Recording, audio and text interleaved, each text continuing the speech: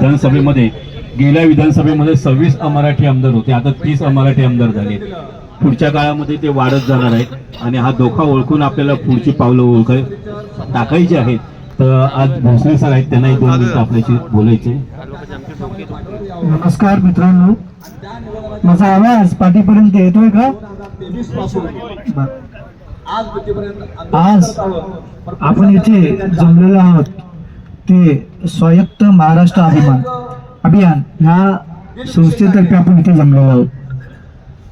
पण प्रत्येक जण म्हणजे मला असं वाटतं की जो वक्ता बोलत असतो आणि श्रोते ऐकत असतात, तर काही लोक ऐकतात, काही लोक नाही ऐकत. पण मला असं वाटतं की मला श्रोत्यांपासून ऐकायला आवडतं, त्यामुळे थोडं इंटरॅक्टिव्ह सेशन झालं तर थोडी मजाही येईल. आणि मला जे बोलायचंय मराठी म्हणून, मराठी व्यक्तीच्या भावना आणि 20 वर्ष क्रिमिनल साईडला प्रॅक्टिस असल्यानंतर माझा अनुभव तुमच्याबरोबर मला शेअर करायचा आहे, त्यामध्ये मला थोडासा आनंद होईल. तर मित्रांनो, आपण इकडे सगळे जमलेलो आहोत. तर का जमलेलो आहोत? का जमलेलो आहोत आपण इकडे? मराठीच्या न्याय हक्कासाठी जमलेलो आहोत. त्या संपूर्ण दिवसामध्ये आता आपण ऐकलं की मराठी भाषेचं अस्मिता जपण्यासाठी आपण जमलेलो आहोत. तर आपल्या सगळ्यांना माहित आहे का, जानेवारीचा महिना हा मराठी संवर्धन दिवस म्हणून साजरा केला जातो. तर याचं कारण काय आहे की लोकांच्याही लक्षामध्ये, प्रशासनाच्या लक्षामध्ये आलेलं आहे की मराठी भाषा दिवसेंदिवस वापर हा कमी होत चाललेला आहे आणि त्याचा वापर जास्तीत जास्त न्यायालयीन याच्यामध्ये झाला पाहिजे, म्हणून जानेवारी महिन्यामध्ये तो दिवस साजरा केला जातो. आता बघा, संवर्धन जेव्हा हा शब्द येतो तेव्हा मला असं वाटतं की महाराष्ट्रामध्ये राहून जर मराठी भाषेचा संवर्धन करायचा दिवस आला असेल तर आज आपण कुठे आपल्या भाषेला नेऊन ठेवलेली आहे तर आपणच आपल्याला ओळखायचं आहे. आणि आता आपल्याला एक आत्मचिंतन करायचं आहे. आपण एक नेहमी गोष्ट बघतो, म्हणजे म्हणतात ना की मी परपद्धतीचा गौरव करत नाही, पण त्यांचं एक तुम्हाला सांगतो, जर तुम्ही एका रिक्षावाल्याला निघलात आणि तो मोमेडियन असेल तर बाजूचे 4 मोमेडियन लोक येतात की नाही येतात?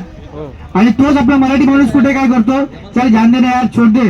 म्हणजे इथे पण त्याचं काय असतं, हिंदीच असतं, किधर जाना करता है करके, कमा लिया घर पे चला जा. तर हा जो लढवया मराठी होता, ज्याने आपण आपल्या इतिहासामध्ये वाचलेला आहे, वाचले ना आजके पर झेंडा, कुणाचा होता? परप्रांतीयांचा होता का? हिंदी भाषेचा होता का? कुणाचा होता? मराठ्यांचा होता ना. मग तीच लढवया मराठा जर आज कुठेतरी कमकुवत होत चालला असेल तर याचं कारण काय आहे? तो फक्त एक मराठी माणूस दुसऱ्या मराठी माणसाच्या पाठी उभा नाही म्हणून आजपासून आपण सगळ्यांनी शपथ घ्यायची. काय शपथ घ्यायची? की जर एखाद्या ठिकाणी मराठी माणूस झगडा करत असेल आणि आपल्याला कळलं आपल्याला कामावरती जायचं असेल तर ठोसपणे मालकाला सांगायचंय, कारण तो पण मराठी नसेल, आपल्याला माहिती आहे, गुज्जू बिजू कोणतरी असेल, त्याला सांगायचं आम्हाला भाई तकलीफ, आमचा भाऊ त्रासात होता म्हणून मी तिथे झगडत होतो.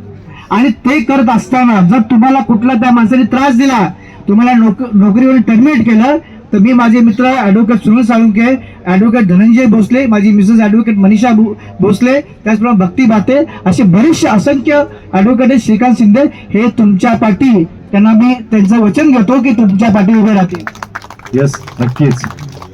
तर आज आपल्याला जागृत करायचं आहे ते म्हणजे आपलं मराठी भाषा असलेलं आणि जे कडवे मराठी काय असतात हे लोकांना दाखवून द्यायची वेळ आलेली आहे. दाखवणार ना? आता कधी माघार नाही घ्यायची. माझा नंबर मी फ्लोट करतो.